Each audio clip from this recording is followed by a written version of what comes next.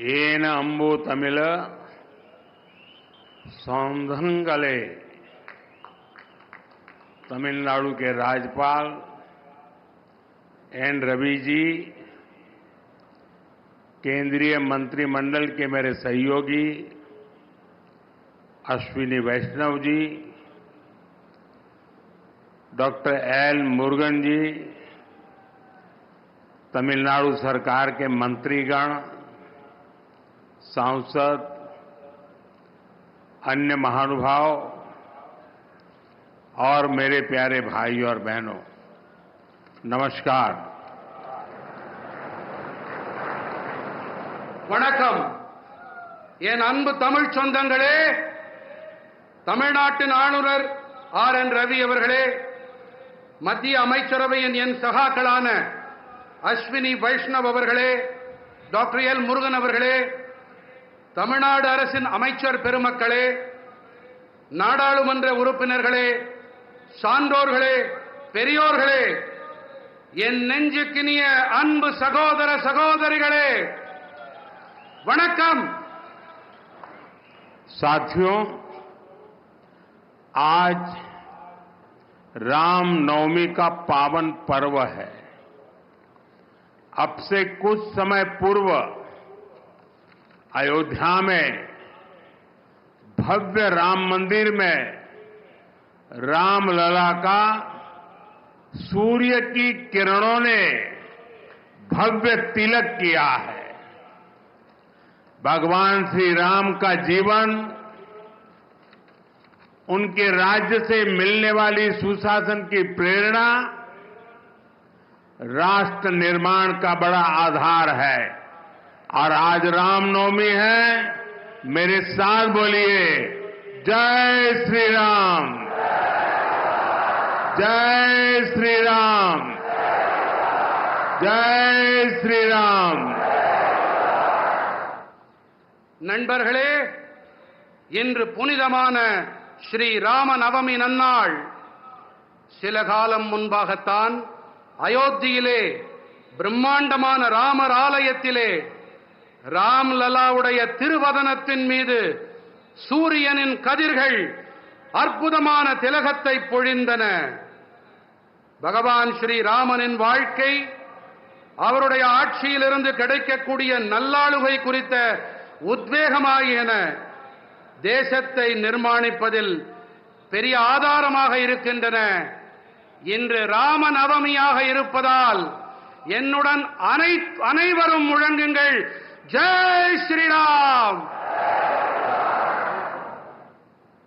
तमिलनाडु के संगम कालीन साहित्य में भी श्री राम के बारे में कहा गया है। मैं रामेश्वरम की इस पवित्र धरती से समस्त देशवासियों को रामनवमी की हार्दिक शुभकामनाएं देता हूं।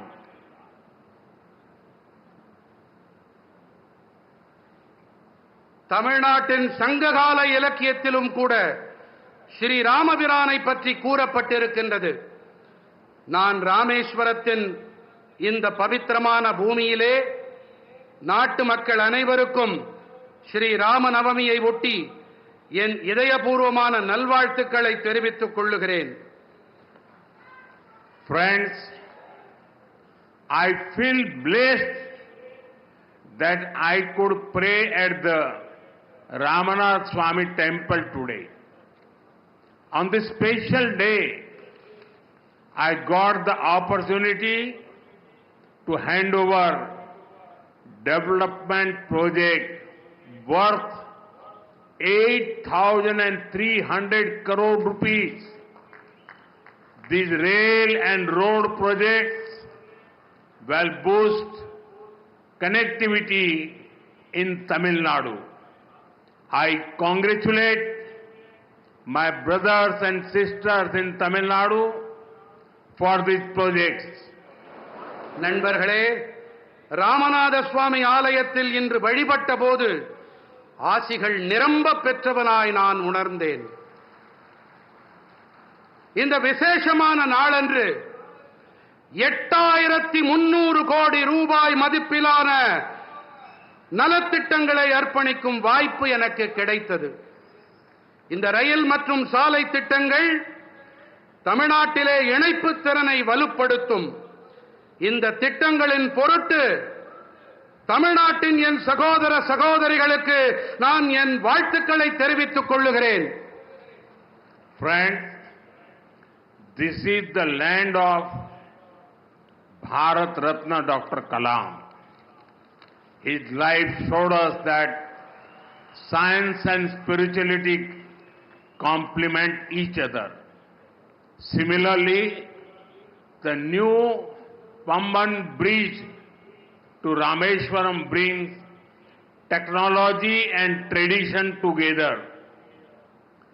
நண்பர்களே, இது பாரத் ரத்னா டாக்டர் கலாம் அவர்களின் பூமி. அறிவியலும் ஆன்மீகமும் ஒன்றையொன்று நிறைவு செய்பவை என்பது அவருடைய வாழ்வு நமக்கு காட்டுகிறது. அதே போல ராமேஸ்வரத்திற்கான இந்த புதிய பாம்பன் பாலமும் கூட தொழில்நுட்பத்தையும் பாரம்பரியத்தையும் ஒன்று சேர்க்கின்றது.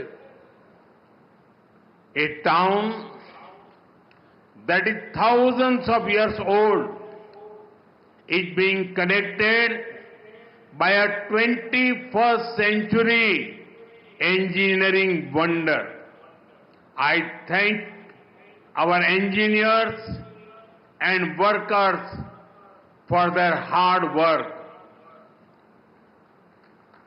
ஆயிரக்கணக்கான ஆண்டுகள் பழமையான ஒரு நகரம் 21ஆம் நூற்றாண்டின் ஒரு பொறியியல் அற்புதத்தால் இன்று இணைக்கப்பட்டிருக்கின்றது. தங்களுடைய தீவிரமான உழைப்பிற்காக நான் நமது பொறியாளர்களுக்கு என் நன்றிகளை தெரிவித்துக் கொள்ளுகிறேன். This bridge is India's first vertical lift railway sea bridge. Big ships will be able to sail under it. Trains will also be able to travel faster on it. I just flagged off a new train service and also a ship a short while ago. Once again, I congratulate the people of Tamil Nadu for this project. இந்த பாலம்தான் இந்தியாவின் முதல் செங்குத்து தூக்கு ரயில் வழி கடல் பாலம். இதற்கடியிலே பெரிய கப்பல்களாலும் பயணத்தை மேற்கொள்ள முடியும். ரயில்கள் இதன் மீது விரைவாக பயணிக்க இயலும். நான் சற்று நேரம் முன்னதாகத்தான் ஒரு புதிய ரயில் சேவையையும் ஒரு கப்பல் பயணத்தையும் துவக்கி வைத்தேன். இந்த திட்டத்தின் பொருட்டு தமிழ்நாட்டு மக்களுக்கு நான் மீண்டும் என் நல்வாழ்த்துக்களை தெரிவித்துக் கொள்ளுகிறேன். Friends, for many decades there was a demand for this bridge. With your blessings, we got the privilege of completing this work. Pamban Bridge supports both ease of doing business and ease of travel. It will have a positive impact on the lives of the lakhs of people. நண்பர்களே, இந்த பாலத்திற்கான தேவை பல பத்தாண்டுகளாக இருந்து வந்திருக்கின்றது. உங்கள் நல்லாசிகளோடு இந்த பணியை நிறைவு செய்யும் பேறு எங்களுக்கு கிடைத்திருக்கிறது. பாம்பன் பாலம் சுலபமாக வியாபாரம் செய்தல் மற்றும் சுலபமாக பயணம் மேற்கொள்ளுதல் ஆகியவற்றுக்கு ஆதரவாக இருக்கின்றது. பல லட்சக்கணக்கான மனிதர்களின் வாழ்விலே இது ஆக்கப்பூர்வமான தாக்கத்தை ஏற்படுத்தும். The new train service will improve the connectivity from Rameswaram to Chennai and other parts of the country. This will benefit both trade and tourism in Tamil Nadu. New jobs and business opportunities will also be created for the youth. Rameswaram தொடங்கி சென்னை வரையும் நாட்டின் பிற பகுதிகளுக்கும் இடையிலான இணைப்பினை இந்த புதிய ரயில் சேவை மேம்படுத்தும். தமிழ்நாட்டின் சுற்றுலா மற்றும் வணிகத்திற்கு இது ஆதாயங்களை அள்ளித்தரும். இளைஞர்களுக்கான புதிய வேலை வாய்ப்புகள் மற்றும் சந்தர்ப்பங்களை இது ஏற்படுத்தி தரும். साथियों, बीते 10 वर्षों में भारत ने अपने इकोनॉमी का साइज दोगुना किया है. इतनी तेज ग्रोथ का एक बड़ा कारण हमारा शानदार मॉडर्न इंफ्रास्ट्रक्चर भी है. बीते 10 सालों में हमने रेल, रोड, एयरपोर्ट, पोर्ट, बिजली, पानी, गैस पाइपलाइन ऐसे इंफ्रास्ट्रक्चर का बजट करीब 6 गुना बढ़ाया है. நண்பர்களே, கடந்த 10 ஆண்டுகளிலே பாரதம் தனது பொருளாதாரத்தின் அளவினை இரட்டிப்பாக்கி இருக்கின்றது. இத்தனை விரைவான வளர்ச்சிக்கான ஒரு பெரிய காரணம் என்று சொன்னால் நமது அருமையான நவீன கட்டமைப்பும் அதில் அடங்கும். கடந்த 10 ஆண்டுகளில் நாம் ரயில், சாலை, விமான நிலையம், துறைமுகங்கள், மின்னாற்றல், நீர், எரிவாயு குழாய்கள் போன்ற கட்டமைப்புகளுக்கான நிதி ஒதுக்கீட்டை 6 மடங்கு உயர்த்தி இருக்கின்றோம். आज देश में बहुत तेजी से मेगा प्रोजेक्ट पर काम हो रहा है. आप नॉर्थ में देखेंगे तो जम्मू कश्मीर में दुनिया के सबसे ऊंचे रेल ब्रिज में से एक चिनाब ब्रिज बना है. वेस्ट में जाएंगे तो मुंबई में देश का सबसे लंबा सी ब्रिज अटल सेतु बना है. ईस्ट में जाएंगे तो असम के बोगीबील ब्रिज के दर्शन होंगे और साउथ में आते हैं तो दुनिया के गिने चुने वर्टिकल लिफ्ट ब्रिज में से एक पंबन ब्रिज का निर्माण पूरा हुआ है. இன்று தேசத்தின் மிக விரைவாக மெகா திட்டங்கள் தொடர்பான பணிகள் நடைபெற்று வருகின்றன. வடக்கிலே நீங்கள் பார்த்தீர்களானால் ஜம்மு காஷ்மீரத்திலே உலகின் மிக உயரமான ரயில் பாலங்களில் ஒன்றான சினாப் பாலம் அமைக்கப்பட்டிருக்கின்றது. மேற்கிலே பார்த்தீர்கள் என்றால் மும்பையிலே தேசத்தின் மிக நீளமான கடல் பாலமான அடல் பாலம் அமைக்கப்பட்டிருக்கின்றது. கிழக்கிலே கவனித்தோம் என்றால் அசாமின் போகிபீல் பாலத்தை நீங்கள் பார்க்கலாம். மேலும் தெற்கு நோக்கி பயணித்தால் உலகின் வெகு குறைவான செங்குத்து உயர்த்தல் கொண்ட பாலங்களில் ஒன்றான பாம்பன் பாலத்தின் நிர்மாணம் நிறைவடைந்திருக்கின்றது. इसी तरह ईस्टर्न और western freight corridor, dedicated freight corridor भी तैयार हो रहे हैं. देश की पहली बुलेट ट्रेन पर तेजी से काम चल रहा है. वंदे भारत, अमृत भारत और नमो भारत जैसी आधुनिक ट्रेनें रेल नेटवर्क को और आधुनिक बना रही है.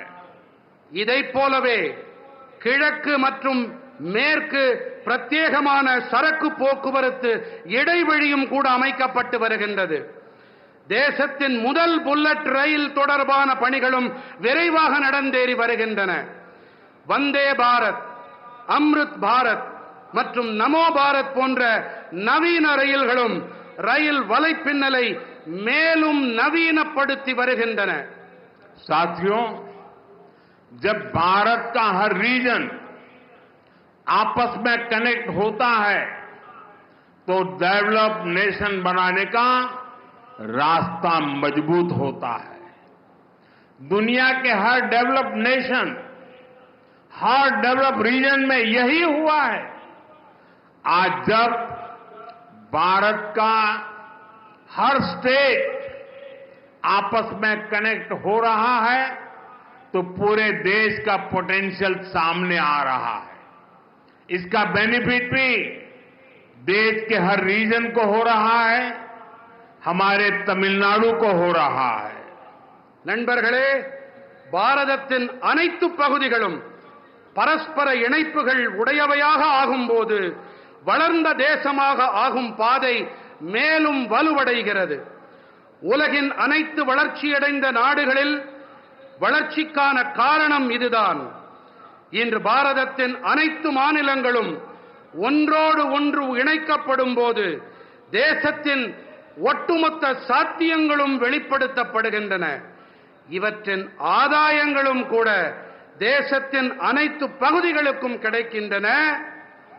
நமது தமிழ்நாட்டிற்கும் கிடைத்து வருகின்றது. साथियों, विकसित भारत के सफर में तमिलनाडु का बहुत बड़ा रोल है। मैं मानता हूं तमिलनाडु का सामर्थ्य जितना ज्यादा बढ़ेगा, भारत की ग्रोथ उतनी ही तेज होगी। बीते दशक में तमिलनाडु के विकास के लिए 2014 से पहले की तुलना में 3 गुना ज्यादा पैसा सेंटर से दिया गया है। जब इंडी अलायंस की सरकार थी, डीएमके उस सरकार में विराजमान थी, तब जितना पैसा मिला उससे 3 गुना मोदी सरकार ने दिया है। इससे तमिलनाडु की इकोनॉमिक और इंडस्ट्रियल ग्रोथ में बहुत बड़ी मदद मिली है। நண்பர்களே, வளர்ச்சியடைந்த பாரதம் நோக்கிய பயணத்தில் தமிழ்நாட்டிற்கென மிகப்பெரிய பங்கு இருக்கின்றது. தமிழ்நாட்டின் வல்லமை எத்தனை அதிகம் உயர்கிறதோ, பாரதத்தின் வளர்ச்சியும் அந்த அளவுக்கு விரைவாகும் என்று நான் கருதுகிறேன். கடந்த 10 ஆண்டிலே தமிழ்நாட்டின் வளர்ச்சிக்காக 2014ஆம் ஆண்டிற்கு முந்தைய காலத்துடன் ஒப்பு நோக்கும் போது திராவிட முன்னேற்றக் கழகத்தின் ஆட்சி கூட்டணியில் இருந்தபோது இருந்ததை விட 3 மடங்கு அதிக நிதியை மத்திய அரசு அளித்திருக்கிறது. தமிழ்நாட்டின் பொருளாதாரம் மற்றும் தொழில்துறை வளர்ச்சிக்கு இது மிக அதிக அளவு உதவி இருக்கின்றது. साथियों, तमिलनाडु का इंफ्रास्ट्रक्चर भारत सरकार की प्रायोरिटी है। बीते 1 दशक में तमिलनाडु का रेलवे बजट 7 टाइम्स से ज्यादा इंक्रीज किया गया है। நண்பர்களே, தமிழ்நாட்டின் கட்டமைப்பு தான் பாரத அரசின் முதன்மை. கடந்த 10 ஆண்டிலே தமிழ்நாட்டின் ரயில் துறை பட்ஜெட்டிலே 7 மடங்கிற்கும் அதிகமான அதிகரிப்பு செய்யப்பட்டிருக்கின்றது. इसके बावजूद भी कुछ लोगों को बिना कारण रोते रहने की आदत है, वो रोते रहते हैं। இவற்றையெல்லாம் செய்த பிறகும் கூட சிலர் அழுது கொண்டே இருக்கிறார்கள்.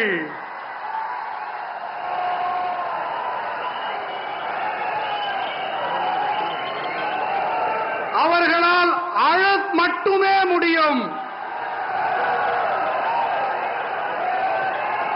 அவர்கள் அழுதுவிட்டு போகட்டும். 2014 से पहले रेल प्रोजेक्ट के लिए हर साल सिर्फ ओनली 900 करोड़ रुपीस ही मिलते थे। और आपको पता है उस समय इंडी अलायंस के मुख्य कर्ता धर्ता कौन थे, ये आपको पता है। इस वर्ष तमिलनाडु का रेल बजट 6,000 करोड़ रुपए से ज्यादा है। भारत सरकार यहां के 77 रेलवे स्टेशन को मॉडर्न भी बना रही है। इसमें रामेश्वरम का स्टेशन भी शामिल है। 2014ஆம் ஆண்டிற்கு முன்பு வரை ரயில் துறை திட்டங்களுக்காக ஒவ்வொரு ஆண்டும் வெறும் 900 கோடி ரூபாய் மட்டுமே கிடைத்து வந்தது. அப்போதெல்லாம் கூட்டணியிலே யார் ஆட்சியில் அமர்ந்திருந்தார்கள் என்பதை நான் கூற தேவையே இல்லை.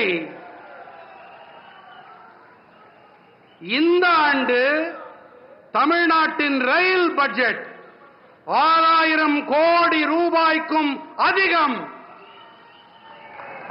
பாரத அரசு தமிழ்நாட்டில் இருக்கும் 77 ரயில் நிலையங்களையும் நவீனப்படுத்தும் பணிகளில் ஈடுபட்டு வருகின்றது. இதிலே ராமேஸ்வரம் ரயில் நிலையமும் இடம் பெற்றிருக்கின்றது. साथियों, लास्ट 10 इयर्स में प्रधानमंत्री ग्राम सड़क योजना के तहत गांवों के रोड और हाईवे के क्षेत्र में भी बहुत सारा काम हुआ है। 2014 के बाद तमिलनाडु में केंद्र सरकार की मदद से 4000 किलोमीटर रोड्स बनी है। चेन्नई पोर्ट को कनेक्ट करने वाला एलिवेटेड कॉरिडोर शानदार इंफ्रास्ट्रक्चर का एक बेहतरीन उदाहरण बनेगा. நண்பர்களே, கடந்த 10 ஆண்டுகளிலே கிராமப்புற சாலைகள் மற்றும் நெடுஞ்சாலைகள் துறையிலே கூட ஏராளமான பணிகள் மேற்கொள்ளப்பட்டிருக்கின்றன. 2014ஆம் ஆண்டிற்கு பிறகு தமிழ்நாட்டிலே மத்திய அரசின் உதவியோடு 4000 கிலோமீட்டர் அளவுக்கு சாலைகள் போடப்பட்டிருக்கின்றன. சென்னை துறைமுகத்தை இணைக்கவல்ல உயர்த்தப்பட்ட இடைவழி அருமையான கட்டமைப்பிற்கான மேலும் ஒரு எடுத்துக்காட்டு. आज भी करीब 1000 करोड़ रुपीस के रोड प्रोजेक्ट का सैलान हुआ है. ये प्रोजेक्ट तमिलनाडु के अलग अलग डिस्ट्रिक्ट के साथ ही आंध्र प्रदेश के साथ भी कनेक्टिविटी बेहतर करेंगे. இன்றும் கூட சுமார் 8000 கோடி ரூபாய் மதிப்பிலான சாலை திட்டங்களுக்கான அடிக்கல் நாட்டப்பட்டு இவை தேசத்திற்கு அர்ப்பணம் செய்யப்பட்டிருக்கின்றது. இந்த திட்டங்கள் தமிழ்நாட்டின் பல்வேறு மாவட்டங்களோடு மட்டுமல்லாமல் ஆந்திர பிரதேசத்துடனான இணைப்பையும் மேம்படுத்தும். साथियों, चेन्नई मेट्रो जैसा मॉडर्न पब्लिक ट्रांसपोर्ट भी तमिलनाडु में ईज ऑफ ट्रैवल को बढ़ा रहा है. हमें याद रखना है, जब इतने सारे इंफ्रास्ट्रक्चर का काम होता है तो इससे हर सेक्टर में नई जॉब भी क्रिएट होती है. मेरे नौजवानों को रोजगार के नए अवसर मिलते हैं. நண்பர்களே, சென்னை மெட்ரோ போன்ற நவீன பொதுமக்கள் போக்குவரத்து வசதியும் கூட தமிழ்நாட்டிலே சுலபமான பயணம் மேற்கொள்ளுதலை மேம்படுத்துகிறது. இத்தனை பெரிய அளவில் கட்டமைப்புகள் தொடர்பான பணிகள் நடைபெற்று வரும் வேளையிலே இவற்றின் அனைத்து துறைகளிலும் புதிய வேலை வாய்ப்புகளும் உருவாக்கப்பட்டு வருகின்றன. என்னுடைய இளைஞர்களுக்கு வேலை வாய்ப்புகள் ஏற்படுத்தப்படுகின்றன என்பதை நாம் நினைவில் கொள்ள வேண்டும், மறந்துவிடக் கூடாது. साथियों, बीते दशक में भारत ने सोशल इंफ्रास्ट्रक्चर पर भी रिकॉर्ड निवेश किया है. मुझे खुशी है कि तमिलनाडु के करोड़ों गरीब परिवारों को इसका बेनिफिट मिल रहा है. बीते 10 साल में 4 करोड़ से ज्यादा पक्के घर देश भर के गरीब परिवारों को मिले हैं और इसमें पीएम आवास योजना के तहत 12 लाख से ज्यादा पक्के घर यहां तमिलनाडु में मेरे गरीब परिवार के भाई बहनों को मिले हैं. நண்பர்களே, கடந்த 10 ஆண்டிலே பாரதம் சமூக கட்டமைப்பிலும் கூட சாதனை காணும் அளவுக்கு முதலீடுகளை செய்திருக்கின்றது. தமிழ்நாட்டின் கோடானு கோடி குடும்பங்களுக்கும் இவற்றால் ஆதாயம் கிடைத்து வருவது எனக்கு மட்டற்ற மகிழ்ச்சியை அளிக்கின்றது. கடந்த 10 ஆண்டிலே 4 கோடிக்கும் அதிகமானோருக்கு கான்கிரீட் வீடுகள் தேசமெங்கும் இருக்கும் ஏழை குடும்பங்களுக்கு கிடைத்திருக்கின்றது. இவற்றிலே பிரதம மந்திரி குடியிருப்பு திட்டத்தின்படி 12 லட்சத்திற்கும் மேற்பட்ட கான்கிரீட் வீடுகள் இங்கே என்னுடைய ஏழை சகோதர சகோதரிகள் தமிழ்நாட்டிலே அவர்களுக்கு கிடைத்துவிட்டன. पिछले 10 सालों में गांवों में करीब 12 करोड़ परिवारों तक पहली बार पाइप से वाटर नीर पहुंचाया गया है. इसमें 1 करोड़ 11 लाख फैमिलीज मेरे तमिलनाडु की है. इनके घर में पहली बार टैप वाटर पहुंचा है. इसका बहुत बड़ा लाभ तमिलनाडु की मेरी माताओं बहनों को मिला है.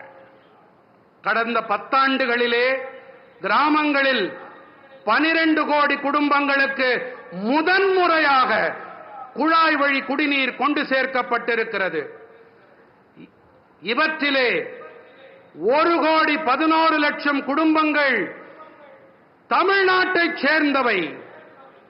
இவர்களுடைய இல்லங்களிலே முதன்முறையாக குழாய் வழி குடிநீர் சென்றடைந்திருக்கிறது.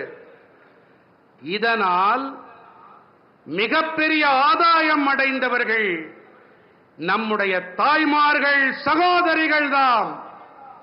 साथियों, देशवासियों को क्वालिटी और सस्ता इलाज देने से ये हमारी सरकार का कमिटमेंट है.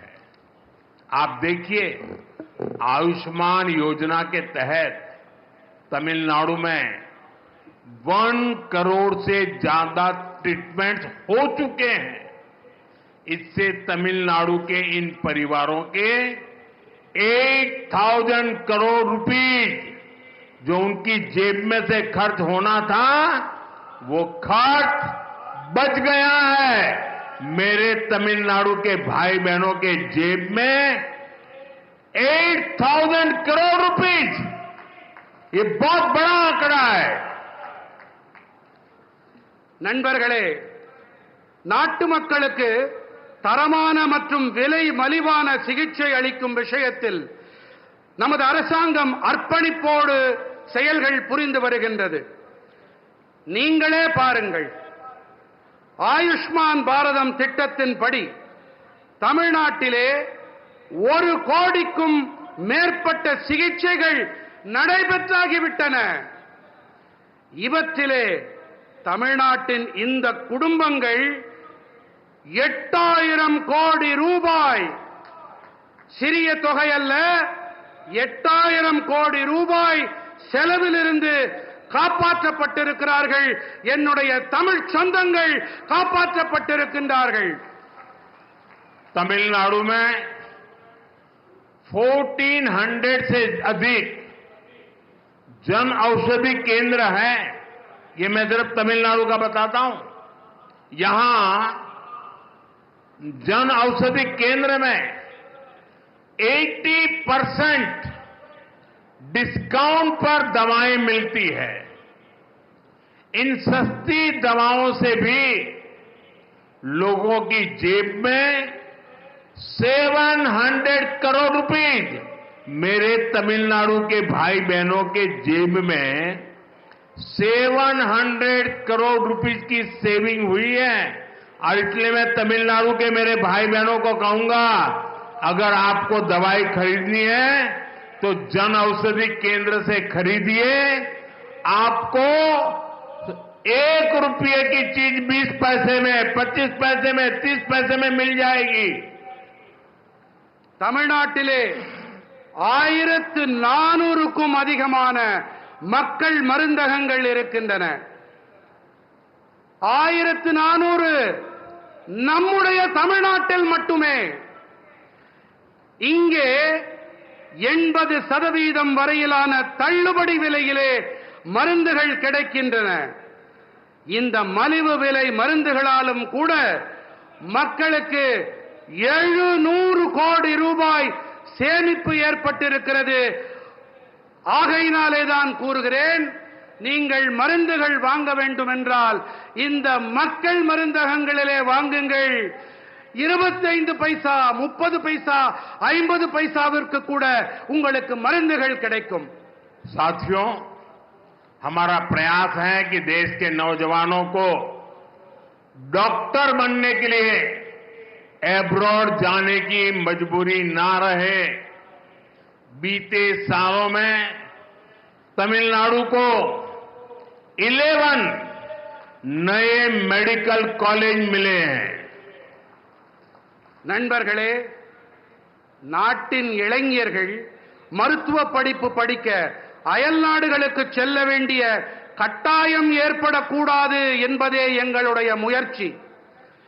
கடந்த ஆண்டுகளிலே தமிழ்நாட்டிற்கு 11 புதிய மருத்துவக் கல்லூரிகள் கிடைத்திருக்கின்றன. साथियों, देश भर में कई राज्यों ने मातृभाषा में डॉक्टरी की शिक्षा आरंभ की है. अब गरीब से गरीब मां का बेटा बेटी भी जिसने अंग्रेजी नहीं पढ़ी है वो भी डॉक्टर बन सकते हैं. मैं भी तमिलनाडु सरकार से आग्रह करूंगा कि वे तमिल भाषा में डॉक्टरी के कोर्सेज चालू करें ताकि गरीब मां के बेटे बेटी भी डॉक्टर बन सके. மருத்துவ படிப்பினை அதை தமிழிலே செய்ய வேண்டும் என்பதே எங்களுடைய பேரவா. இதற்காக இந்த படிப்பினை படித்த ஏழை தாய்மார்களுடைய குழந்தைகளும் அவர்களாலும் இதை படிக்க முடியும்.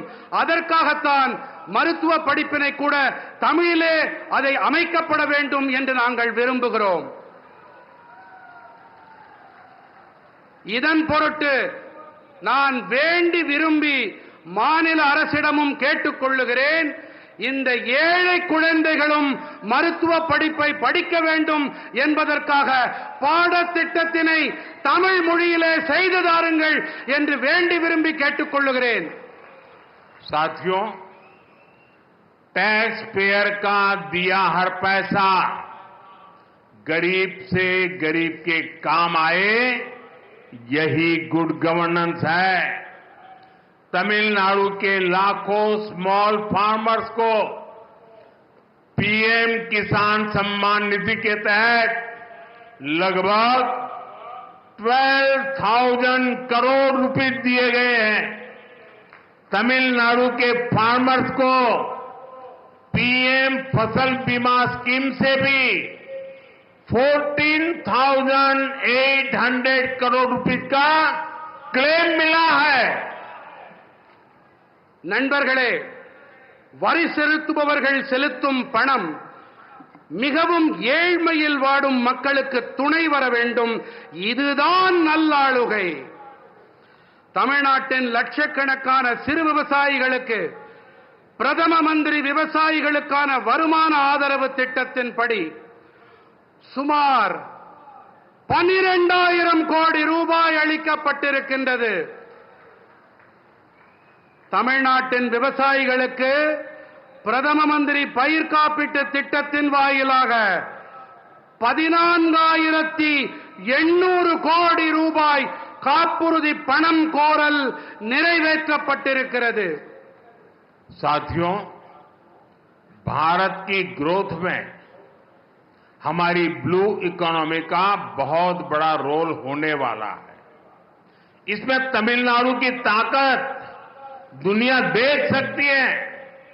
तमिलनाडु का हमारा फिशरीज से जुड़ा समाज बहुत मेहनती है.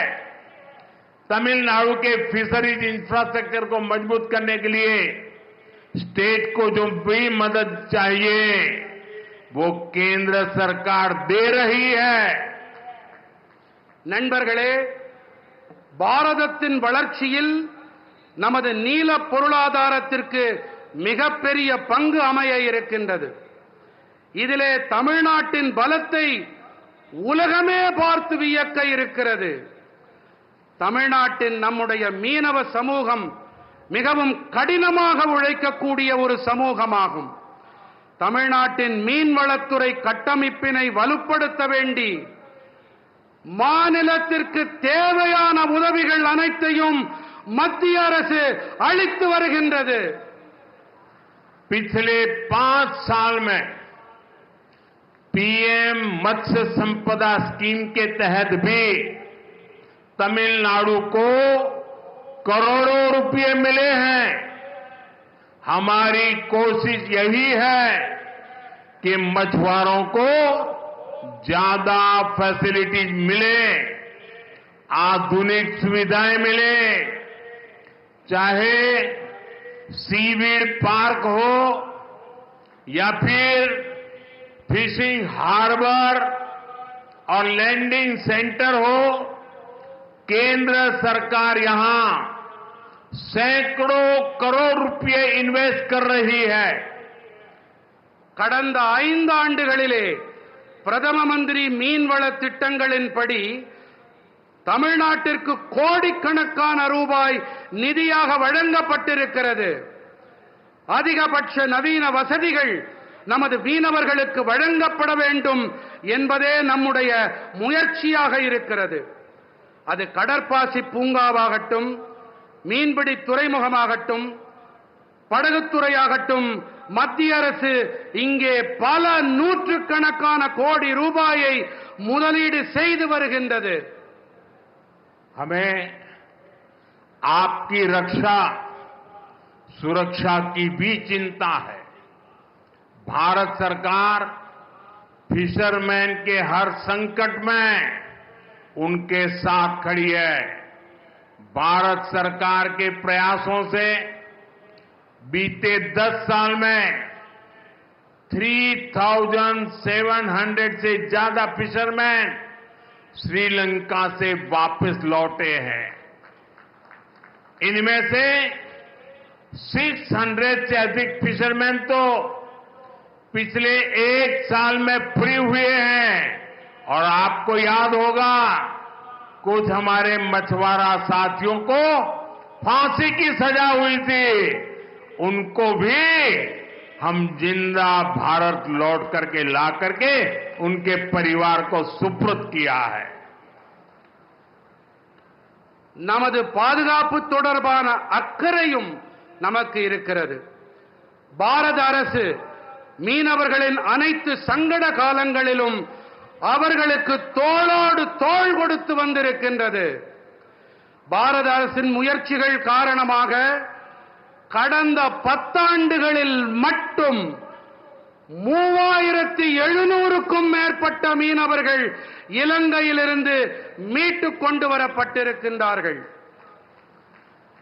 இவர்களிலே 600க்கும் அதிகமான மீனவர்கள் மட்டும் கடந்த ஓராண்டிலே மீட்டுக் கொண்டு வரப்பட்டிருக்கின்றார்கள்.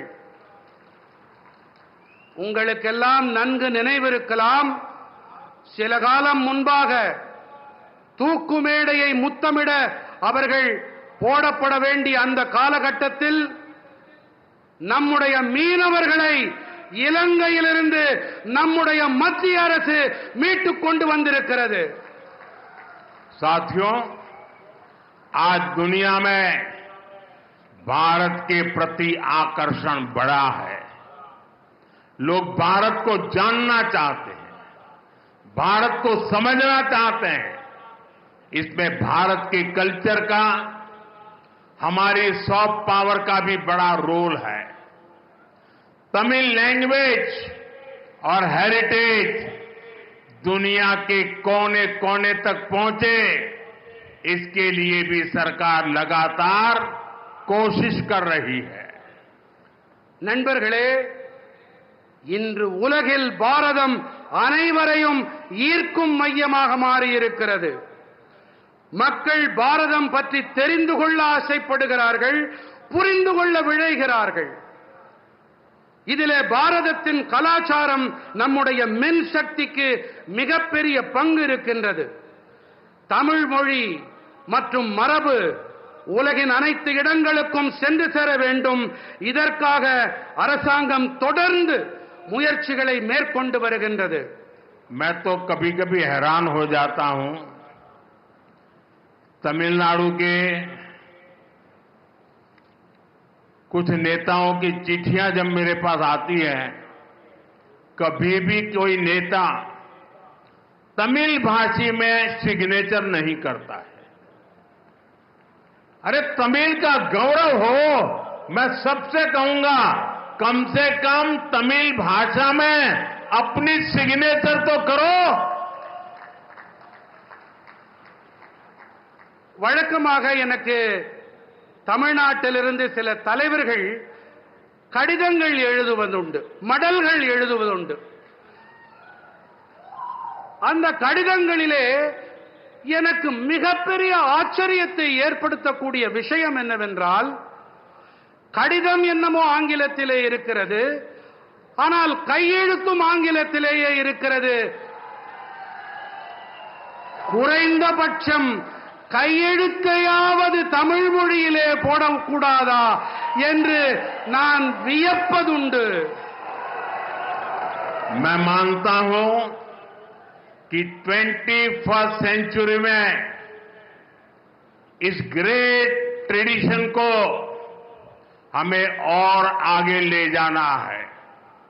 मुझे विश्वास है कि रामेश्वरम और तमिलनाडु की ये धरती हमें ऐसे ही निरंतर नई ऊर्जा देती रहेगी, नई प्रेरणा देती रहेगी. நண்பர்களே, இந்த 21ஆம் நூற்றாண்டில் நாம் இந்த மகத்தான பாரம்பரியத்தை மேலும் முன்னெடுத்துச் செல்ல வேண்டும் என்பதே என் உறுதியான கருத்து. ராமேஸ்வரம் மற்றும் தமிழ்நாட்டின் இந்த மண் இன்று போல என்றும் தொடர்ந்து புதிய சக்தியை அளித்து வரும், புதிய உள்ளெழுச்சியை அளித்து வரும் என்பதில் எனக்கு எள்ளளவும் ஐயமில்லை. और आज भी देखिए कितना सुभग संयोग है, रामनवमी का पवित्र दिवस है, रामेश्वरम की धरती है और यहां पर जिस पन्नम बीच का आज उद्घाटन हुआ, 100 साल पहले जो पुराना ब्रिज था उसको बनाने वाला व्यक्ति गुजरात में जन्म लिया था और आज 100 साल के बाद उसका नया ब्रिज बनाने का उद्घाटन करने का बाद भी उस व्यक्ति को मिला है जो भी गुजरात में पैदा हुआ है. நண்பர்களே, இன்று மிகவும் பவித்திரமான புனிதமான ஒரு நன்னாள். உங்களுக்கு எல்லாம் தெரியும், ராமநவமி. இங்கே இந்த பவித்திரமான இடத்திலே நாம் பாம்பன் பாலத்தை சில காலம் முன்பாகத்தான் அதை துவக்கி வைத்தோம். ஒரு ஆச்சரியமான தற்செயல் நிகழ்வு என்றுதான் சொல்ல வேண்டும்.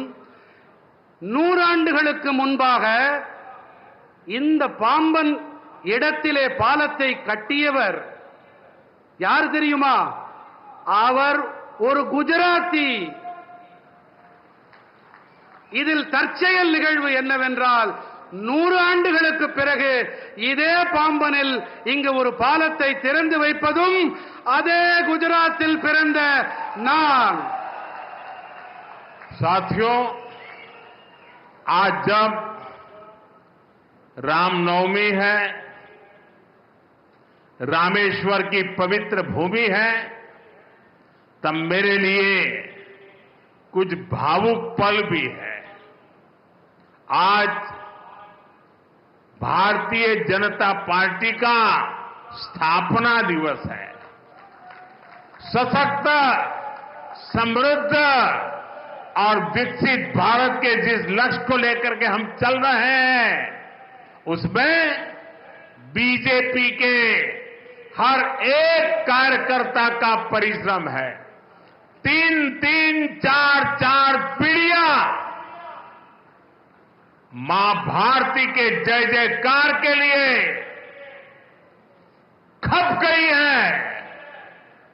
मेरे लिए गर्व की बात है कि भारतीय जनता पार्टी के उस विचार ने, भारतीय जनता पार्टी के लाखों कार्यकर्ताओं के परिश्रम ने आज हमें देश की सेवा करने का अवसर दिया है. आज देश के लोग बीजेपी सरकारों के गुड गवर्नेंस देख रहे हैं, राष्ट्रहित में लिए जा रहे हैं, वो निर्णय देख रहे हैं और हर हिंदुस्तानी का सीना चौड़ा हो रहा है. நண்பர்களே, இந்த புனிதமான ராமேஸ்வரம் பூமியிலே ராம நவமி நன்னாளிலே எனக்கு ஒரு உணர்ச்சி வயப்பட்ட ஒரு சூழ்நிலை என் மனதில் நிலவுகிறது. இன்று பாரதிய ஜனதா கட்சியின் நிறுவன நாளும் கூட.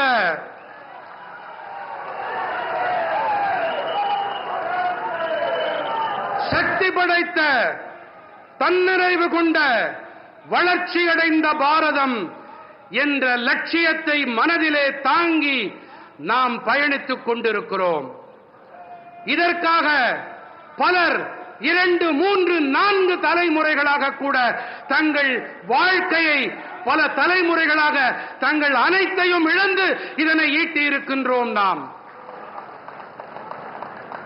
இதிலே பாரதிய ஜனதா கட்சியின் அனைத்து தொண்டர்களின் கடினமான உழைப்பு அடங்கி இருக்கிறது.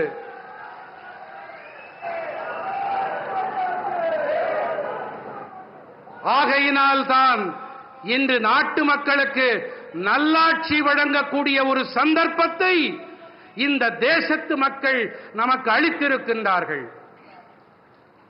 இந்த நாட்டு மக்கள் அனைவரும் பாரதிய ஜனதா கட்சியின் நல்லாளுகையை கவனித்து வருகிறார்கள். தேசத்தின் நலன்களின் பொருட்டு மேற்கொள்ளப்பட்டு வரும் தீர்மானங்களை உற்று நோக்கிக் கொண்டிருக்கின்றார்கள். देश के हर राज्य, हर कोने में जिस तरह बीजेपी के कार्यकर्ता जमीन से जुड़कर कार्य करते हैं, गरीबों की सेवा करते हैं, वो देखकर मुझे गर्व होता है. मैं भारतीय जनता पार्टी के करोड़ों कार्यकर्ताओं का आभार व्यक्त करता हूं. मैं उन्हें अपनी शुभकामनाएं देता हूं. தேசத்தின் அனைத்து மாநிலங்கள், அனைத்து மூலைகளிலும் பாரதிய ஜனதா கட்சியின் தொண்டர்கள் கள அளவிலே மக்களோடு இணைந்து ஏழைகளுக்கு சேவையாற்றி வருகின்றார்கள் என்பதை பார்த்து எனக்கு பேருவகையாக, பெருமிதமாக இருக்கின்றது. நான் பாரதிய ஜனதா கட்சியின் கோடிக்கணக்கான தொண்டர்களுக்கு என்னுடைய நன்றிகளை சமர்ப்பிக்கின்றேன்.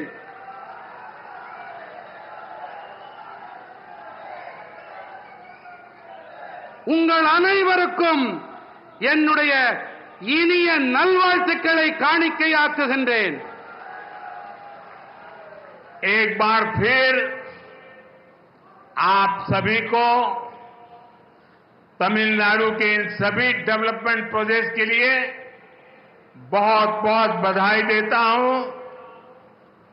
नंद्री, वणक्कम, मिन्नोम, संदीपम, भारत माता की, भारत माता की, भारत माता की। மீண்டும் ஒரு முறை உங்கள் அனைவருக்கும் தமிழ்நாட்டின் இந்த அனைத்து வளர்ச்சி திட்டங்களுக்கான நல்வாழ்த்துக்கள். நன்றி, வணக்கம், மீண்டும் சந்திப்போம்.